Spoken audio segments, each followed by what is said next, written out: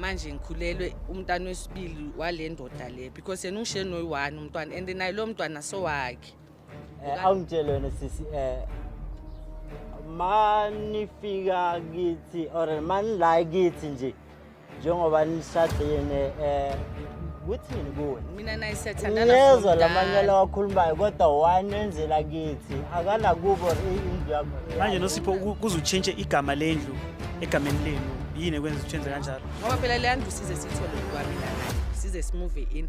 Ugogo wathi mele uthole umfazi uzohlala la wathatha mina 2000 wena boyithola imali kodwa nje ungasicabangi wena boyitshela ukuthi usitholele isiphukuphuku esizokushiftelela endlini manje angikwazi kuyenza manje wawuthi bokuyini ama wishes kagogo ngiwalandelile ngishadile nginendoda kule ndlu le bekathi vele indlu yabantu abazohlala abashadile kumele ngishintshe lo muntu wamidala ngimthanda njengoba ngisho njengawe bengikuthanda nawe ayithe khona yaphuma naye angazi ukuthi yini le bayifakayo ngathi amakhulu anyana naye sikanje